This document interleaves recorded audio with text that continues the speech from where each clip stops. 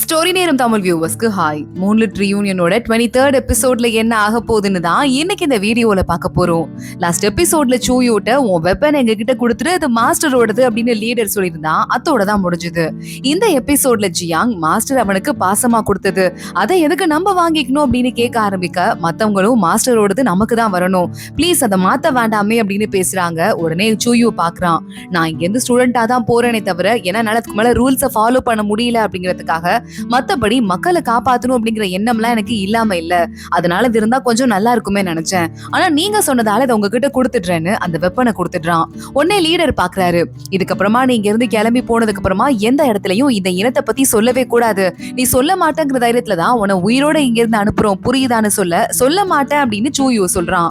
அப்படி ஒரு வேளை நீ சொன்னா ஒரு வார்த்தை உன் வாயிலிருந்து வந்ததுன்னா நீ யார ரொம்ப விரும்புறியோ அவங்களுக்கு ஏதாவது கண்டிப்பா ஆபத்து வந்துரும் அப்படின்னு லீடர் சொல்றாரு. சூயு நான் சொல்ல மாட்டேன் அப்படின்னு மனசு கஷ்டத்தோடயே ப்ராமிஸ் பண்ணிட்டு அங்க இருந்து வரான். அவனோட 5th சீனியர் கூடயே வராரு.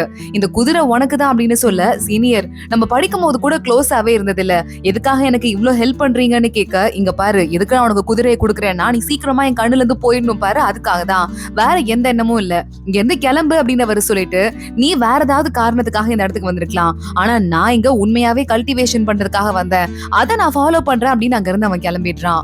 இங்க உடனே சூயு யோசிச்சு பாக்குறான், கொஞ்சம் வருஷத்துக்கு முன்னாடி இதே மாதிரி இந்த 5th சீனியர் ஒரு தடவை நம்ம சூயுவை திட்டி பேசினதுக்கு அப்புறமா மாஸ்டர் கிட்ட சூயு இங்க பாருங்க மாஸ்டர், இந்த 5th சீனியர் இருக்கார்ல அவரு உன்ன மாதிரி நான் கிடையாது, எங்க யார் மாதிரியும் நீ கிடையாது, நீ எப்பயா இருந்தாலும் இங்க இருந்து போக தான் போறேன்னு சொல்றான். ஏன் மாஸ்டர் நான் உங்க ஸ்டூடெண்ட் கிடையாதா அப்படின்னு சூயு கேட்க மாஸ்டர் பாக்குறாரு, இங்க இருக்கிற எல்லாரும் கல்டிவேஷன் பண்றதுக்காக வந்தவங்க, ஆனா உன் மனசுல ஏதோ ஒரு எண்ணம் இருந்துட்டே இருக்குன்னு எங்க எல்லாருக்கும் தெரியும், அதனால நீ எப்பயா இருந்தாலும் இங்க இருந்து கிளம்பி போயிருவ அப்படிங்கிறது தான் எங்களோட ஸ்ட்ராங்கான எண்ணமா இருக்கு, அது ஒண்ணும் பிரச்சனை இல்ல, யாருக்காவது ஏதாவது ஒரு ஆசை இருக்கதா செய்யும், இருந்துட்டு போட்டோம் அப்படின்னு மாஸ்டர் சொல்லிருக்காரு. அத பத்தி யோசிச்சு பார்த்துட்டு சூயு அங்க மாஸ்டர் இருக்கிற பக்கமா பார்த்து ஒரு பெரிய வணக்கத்தை ஒண்ணு போட்டுட்டு குதிரையை எடுத்துட்டு அங்க இருந்து கிளம்ப ஆரம்பிக்கிறான்.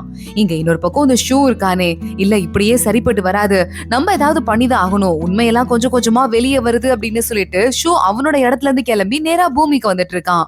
இங்க பூமியில லீடர் அப்படின்னு கத்திட்டே இந்த ஜியா இருக்கானே அவன் வந்துடுறான். இங்க பாருங்க நான் வந்துட்டேன், என் கண்ணை சரி பண்ணுங்க, எனக்கு ஹெல்ப் பண்ணுங்க அப்படின்னு சொல்ல, இந்த லீடர் யாரு அப்படின்னு சொல்லிட்டு நீங்க ஆல்ரெடி கெஸ் பண்ணிருப்பீங்க, சூயோட இப்ப புது லீடர் இருக்கான்ல அவன் தான் இவனுக்கும் அந்த மாஸ்க் போட்ட மனுஷனா பின்னாடியே வந்து ஹெல்ப் பண்ணது. இவன் தான் ராங் ரூட்ல போயிட்டு இருக்கான் போல.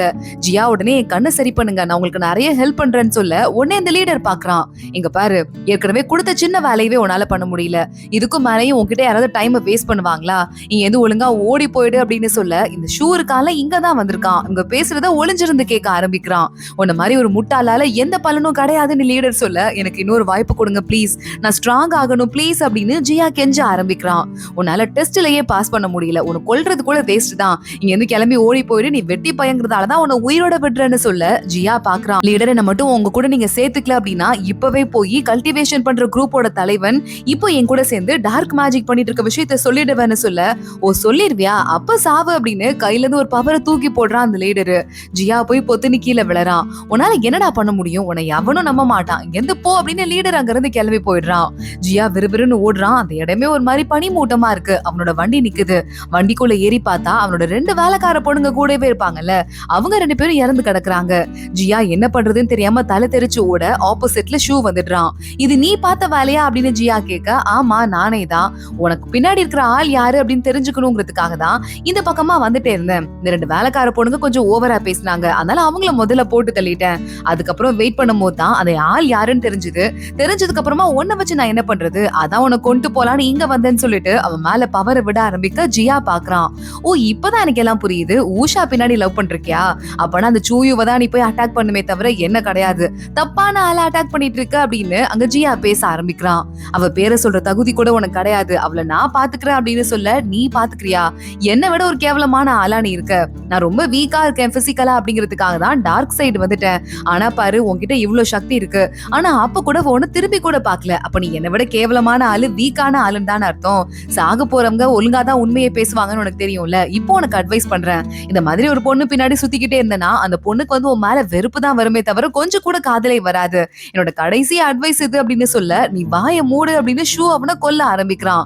உடனே அவன் கீழே விழுந்ததும் கரெக்டா ஜியாக்கு உயிர் போற நேரத்துல சின்ன வயசு ஞாபகம் வருது. குட்டியா இருக்கும் போது ஜியாவும் ஊஷாவும் விளையாடும் போது இந்த காம்படிஷனை நான் ஜெயிச்சே ஆகணும், இது ஒண்ணு மட்டும் தான் எனக்கு வருதுன்னு ஜியா சொல்லியிருக்கான். இருக்கான். ஊஷா போட்டி போட்டு என்ன பண்ண போறோம், நமக்கு எது வருதோ அதை பண்ணிட்டு ஜாலியா இருக்கலாம்ல, எப்ப பாரு ஜெயிச்சுதான் ஆகணுமா அப்படின்னு கேட்டிருந்திருக்கா. அதை யோசிச்சு பார்த்துட்டு ஜியா, அடுத்த ஜென்மம் ஒண்ணு இருந்ததுன்னா கண்டிப்பா நான் கொஞ்சம் ஸ்ட்ராங்கான உடம்புல பிறக்கணும், யார் கூட எதுக்கும் போட்டி போடாம நிம்மதியா வாழணும் அப்படின்னு சொல்ல ஷூ பாக்குறான். ஆனா எந்த ஜென்மமா இருந்தாலும் அவன் மனசுல இருக்க போறது நான் மட்டும்தான் அப்படின்னு சொல்லிட்டு அவனோட பாடி அந்த இடத்துல இருந்து டிஸ்போஸ் பண்ணிட்டு அங்க இருந்து கிளம்பிடுறான். இங்க தாய்ஷா கிளப்ல உட்காந்துட்டு இருக்கா. சீக்கிரமா ஊஷாவை கூட்டிட்டு வேற எங்கேயாவது போயிடணும், கொஞ்ச நாளைக்கு இந்த ஊர் பக்கத்தே வரக்கூடாது, அவளை எல்லாரும் கலாய்க்க ஆரம்பிக்க போறாங்க அப்படின்னு சொல்லிட்டு இருக்கா. அதே மாதிரி ஊஷா கிளப்புக்கு வந்ததும் ஸ்டார்டிங்ல ஒரு பையன் வந்து அவகிட்ட ப்ரொபோஸ் பண்ணால, அன்னைக்கு நான் பண்ணும்போது என்னையே அக்செப்ட் பண்ணிருக்கலாம்ல, உன் நிலைமைய பாத்தியா, இவ்வளவு மோசமான நிலைமைக்கு ஆளாயிட்ட, இங்க வா நானே உன்னை கூட்டு போறேன் அப்படின்னு சொல்லிட்டு ஊஷாவோட கையை பிடிச்சி இழுக்க ஆரம்பிக்க பின்னாடியே வந்து அவனை ஓங்கி யாரும் உதைக்கிறாங்க. பார்த்தா சூயு தான் வந்திருக்கான். சூயுவை பார்த்துட்டு ஊஷா அங்க இருந்து கோச்சிட்டு கிளம்ப ஆரம்பிக்கிறா. சூயு மறுபடியும் அவளோட கையை பிடிச்சிருத்து, இங்க பாரு ஒரு நிமிஷம் நில்லுன்னு சொல்லிட்டு, என் பொண்டாட்டிய பத்தி யாராவது தப்பா பேசுற வேலை வச்சுக்கிட்டீங்க, என்ன பண்ணுவேன்னு எனக்கே தெரியாது, இதுக்கு மேல என்கிட்ட ஏதாவது ப்ராப்ளம் இருந்ததுன்னா வேணா என் மேல வந்து கம்ப்ளைண்ட் பண்ணுங்கன்னு சொல்ல, பொண்டாட்டியா நிஜமாவே 2 பேரும் கல்யாணம் தான் பண்ணிக்க போறாங்க போலயே அப்படின்னு அங்க இருக்கிற மத்தவங்க எல்லாம் பாக்குறாங்க. சாரிடா செல்லம், வரது கொஞ்சம் லேட் ஆயிடுச்சு அப்படின்னு சூயு சொல்றான். ஆனா கோச்சிட்டு அங்க இருந்து ஊஷா கிளம்பி போயிடுறா. மத்த அத்தனை பேரும் பாத்துட்டு இருக்காங்க. சூயு நேரா வெளியே போறவன் ஊஷாவை அப்படியே தூக்கி டக்குன்னு குதிரையில உட்கார வச்சு, உன்ட்ட கொஞ்சம் பேசணும் வா அப்படின்னு அவனும் குதிரையை ஓட்டிட்டு அங்க இருந்து கிளம்பிடுறான். நேரா வீட்டுக்கிட்ட போய் தான் இறக்குறான். வேலைக்கார பையன் வந்துடுறான். நான் ஒரு விஷயம் வாங்க சொன்னேன்ல, போய் வாங்கிட்டு வா அப்படின்னு சும்மா எதுவும் இல்லாம வெண்ண அங்க இருந்து நம்ம சூயும் அமுச்சு விட்டுறான். அவனும் டிஸ்டர்ப் பண்ண வேண்டாமேன்னு கிளம்ப, சாரி லேட் ஆயிடுச்சு, நான் கொஞ்சம் மன்னிச்சுக்குவியா அப்படின்னு கேட்க, உனக்கு அங்க ஏதாவது ஒரு ஒய்ஃப் இருக்கா தானே, அதனால அவளை சமாதானப்படுத்தி வரதுக்கு தானே லேட் ஆயிடுச்சுன்னு ஊஷா கேக்குறா. சூயுக்கு அழுவுறதா சிரிக்கிறதான்னு தெரியல. சத்தியமா எனக்கு உன்னை தவிர வேற யாரும் கிடையாதுன்னு சொல்ல, அப்படியே லேட் ஆயிடுச்சுன்னு ஊஷா கேக்குறா. அது வந்து நான் போற வர டிஸ்டன்ஸை தப்பா கால்குலேட் பண்ணிட்டேன் போல, வரத்துக்கு லேட் ஆயிடுச்சு, உன்னை பார்க்க வந்துட்டேன்ல, என் கூட வா அப்படின்னு சொல்லிட்டு உள்ள கூட்டு போறான். அங்க வீட்டுக்குள்ள பார்த்தா அவங்க அம்மா அப்பாவோட நினைவு பலகை இருக்கு. என்னது அப்படின்னு சொல்லிட்டு ஊஷா கேட்க ஆரம்பிக்க, எங்க அம்மா இருக்காங்கல்ல, இந்த மெய் ஃபேமிலி ஆளா இருந்தாலும் எங்க அப்பாவை கல்யாணம் பண்ணிக்கிட்டு அங்கிருந்து ஓடி வந்துட்டாங்க. அதுக்கப்புறம் அவங்க 2 பேரும் ஒரு குட்டியா பிசினஸ் ஸ்டார்ட் பண்ணாங்க. அப்புறம் நான் பிறந்தேன். நாங்க ஜாலியான ஒரு வாழ்க்கை, சிம்பிளான ஒரு வாழ்க்கை வாழ்ந்தோம், நல்லா தான் இருந்தது. 18 வருஷத்துக்கு முன்னாடி அந்த ஒரு பெரிய சாபம் நடந்தது இல்ல, அதுல என் அம்மா அப்பா இறந்து போயிட்டாங்க. அப்புறம் இந்த குடும்பமும் இங்க இல்ல அப்படிங்கறதால நான் இங்க தனியா இருந்து ரொம்ப ரொம்ப கஷ்டப்பட்டேன்.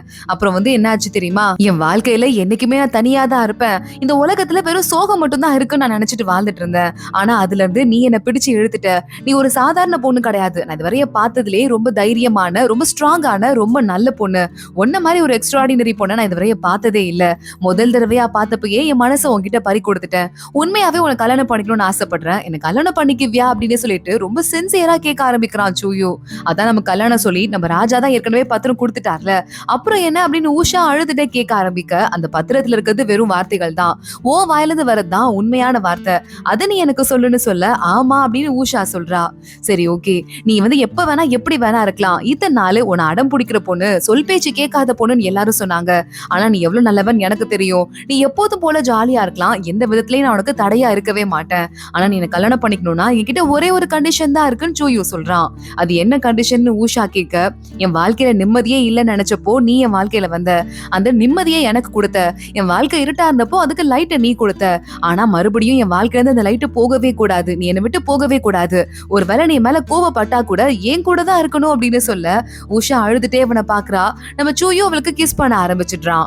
ராஜாவும் ராணியும் ஊஷாவையும் சூயுவையும் அரண்மனைக்கு கூப்பிட்டு இருக்காங்க. அங்க ஊஷா ராஜா கூட ஒரு கேம் விளையாடிட்டு இருக்க, 2 ராணியும் உட்காந்துட்டு, பாரு இவங்களுக்கு சீக்கிரமா ஒரு நல்லபடியா குழந்தை பிறக்கணும், பொம்பளை பிள்ளையா இருந்தா நல்லா அறிவா நல்லா ஆற்றலோட இருக்கணும், ஆம்பளை பிள்ளையா இருந்தா இந்த குடும்பத்தையே அடுத்து தாங்குகிற சக்தி எதுக்கு வரணும் அப்படின்னு பேசிட்டு இருக்காங்க. ஊஷா உடனே கல்யாணமே இன்னும் நடக்கல, அதுக்குள்ள எதுக்காக்கா கண்டதை நீ பேசிட்டு இருக்க அப்படின்னு கேக்குறா. சரிடி, எந்த வீட்டுல தங்க போறீங்க, மெய் வீடு ரொம்ப சின்னதா இருக்கு, உன் வீட்டுல தங்க வச்சுக்கிட்டா எல்லாரும் என்ன பேசுவாங்க அப்படின்னு சொல்லிட்டு ஆளாளுக்கு பேசிட்டு இருக்க. சூயு உடனே அடுத்தவங்க பேசுறத பத்தி எனக்கு கவலை இல்ல, ஊஷா எங்க இருக்கணும்னு ஆசைப்படுறாலும் அங்க நான் இருந்துப்பேன் அப்படின்னு சொல்றான். இல்ல இல்ல, அடுத்தவங்க உன்னை பத்தி தப்பா பேசினா எனக்கு கவலை, உன் வீட்லயே இருந்துக்கலாம் அப்படின்னு ஊஷா சொல்லிட்டு இருக்கா. சரி ஓகே, ஒரு நல்ல நாளா பார்த்து சீக்கிரம் கல்யாணம் பண்ணுங்க அப்படின்னு சொல்லிட்டு ராஜா சொல்லிடுறாரு. ராணி நம்ம சூயுவை தனியா கூட்டு வந்து, இங்க பாருப்பா, 18 வருஷத்துக்கு முன்னாடி ஒரு ஆக்சிடென்ட் நடந்தது, அதுக்கப்புறமா ஊஷா ரொம்பவே கேரக்டர் மாறிடுச்சு, அவ பொழைச்சதுக்கு அப்புறமா எல்லாரும் செல்லம் கொடுத்து கெடுத்துட்டோன்னு சொன்னாங்க. ஆனா எனக்கு தெரியும் அவ மனசுல எதையோ ஒண்ணு ஆழமா மறைச்சிட்டு இருக்கான்னு, அது என்ன அப்படின்னு என்னாலயோ இல்ல என் அப்பாவாலேயோ கூட கண்டுபிடிக்க முடியல, அது உனக்கு தெரிஞ்சுக்கணும்னு நான் சொல்லணும்னு ஆசைப்படுறேன் அப்படின்னு சொல்ல, என்ன பிரச்சனை அப்படின்னு சூயு கேக்குறான். அடிக்கடி அடிபட்டு வருவா, திடீர்னு லேட்டா வருவா, திடீர்னு நைட்டு காணாம போயிடுவா, ஆனா அதெல்லாம் நாங்க என்னைக்குமே கண்டுகிட்டதே இல்ல அப்படின்னு அவங்க அக்கா சொல்லிட்டு, அது என்னவா இருந்தாலும் சரி, ஆனா தப்பான பாதையில போக மாட்டான்னு மட்டும் எங்களுக்கு தெரியும்னு சொல்ல, அவளை பத்தி நீங்க கவலைப்பட வேண்டாம். அவளை எல்லாருமே அடம் பிடிக்கிற பொண்ணு, ரொம்ப செல்ல கொடுத்து கெடுக்கப்பட்ட பொண்ணுன்னு எல்லாரும் சொல்லிட்டு இருக்காங்க. ஆனா அவ எவ்வளவு நல்லவ, எவ்வளவு தங்கமானவன் எனக்கு தெரியும். அவளை பத்தி நீங்க கவலைப்படாதீங்க, நானும் இருக்கேன். நம்ம எல்லாரும் அவளை பாத்துக்கலாம். அவளும் ரொம்ப அறிவான பொண்ணு. அவளையே அவ ஃபர்ஸ்ட் பாத்துக்குவா அப்படின்னு சூயு அங்க இருந்து கிளம்புறான். அங்க உடனே அப்பா இப்போ உங்களுக்கு ஓகேவா அப்படின்னு ராணி கேக்குறாங்க. உஷாவோட அப்பா பின்னாடியே நிக்கிறாரு. கொஞ்சம் அவருக்கு மனசுக்கு நிம்மதியா இருக்கு. உஷாக்கு கல்யாண சீதனம் எல்லாம் கொடுக்க சூயு வந்துடுறான். அதுல இருக்கிறதுலயே ஒரு பெரிய அந்த கீஸ் கொடுப்பாங்கல்ல, அதை புடிச்சிட்டு வந்ததை பார்த்துட்டு அவங்க அப்பா பரவாயில்ல இவ்வளவு எஃபர்ட் போட்டிருக்கான் அப்படின்னு ஹாப்பி ஆயிடுறாரு. கல்யாண நாள் நெருங்க நெருங்க அந்த ஷூ இருக்கானே பைத்தியம் புடிச்சிட்டே இருக்கான். அந்த கெட்ட சக்தி அவனை வந்து கூப்பிடுது. இங்க பாருங்க மாஸ்டர், என்ன ஞாபகம் இருக்கா? என் பேச்ச கேளுங்க மாஸ்டர். அந்த கெட்ட சக்தி சொல்ல இப்பதான் எனக்கு லைட்டா ஞாபகம் வருது. நான் உன்னை அப்பவே கழட்டி விட்டுருக்க கூடாது அப்படின்னு ஷூ சொல்லிட்டு ஏதோ ஒரு மேஜிக் ஒன்ன போட ஆரம்பிக்கிறான். அந்த மேஜிக்ல 18 வருஷத்துக்கு முன்னாடி ஷூ மாதிரியே ஒருத்தர் இருந்துட்டு அந்த ஊர் ஃபுல்லா நெருப்ப பறக்க விட்டது அவன மாதிரியே ஒருத்தர் இருந்துட்டு இருக்கான். இத பத்தி யோசிச்சுட்டு இப்ப அதே மாதிரியே நெருப்பு வரணும், இந்த உலகம் ஒன்னா சேரும் போது ஆத்மாக்களும் மனுஷங்களும் ஒன்னா வாழ்ற நிலைமை வரணும். அப்போ நீங்க தான் பெரிய தலைவரை கண்ட்ரோல் எடுத்துக்கணும். இந்த உலகம் எப்படி போனாலும் எனக்கு கவலை இல்ல, எனக்கு அவ கிடைக்கணும் அப்படின்னு சொல்லிட்டு ஷூ ஒரு மந்திர சக்தியை உருவாக்குறான். அந்த இடத்துலயே அவன் ஒரு டார்க் எனர்ஜியோட மாறி போயிடுறான். இங்க அந்த பெரியவர் ஒருத்தர் எலியா மாறி பூமிக்கு வந்தார்ல, ஷூ அவரை தேடி வந்து அவருக்கு பவர் கொடுத்து அவனை மனுஷனா மாத்த அவர் உடனே வணக்கம் அப்படின்னு சொல்லிட்டு ஏஞ்சி நிக்கிறாரு. அதோட தான் இந்த எபிசோட் முடியுது. அடுத்து என்ன ஆக போது தொடர்ந்து பார்க்கலாம். இந்த வீடியோவை லைக் பண்ணிக்கோங்க, மறக்காம நம்ம சேனலுக்கு சப்ஸ்கிரைப் பண்ணிட்டு பெல் ஐக்கானையும் கிளிக் பண்ணிக்கோங்க. அடுத்த வீடியோல பார்க்கலாம். அது வரைய பாய்.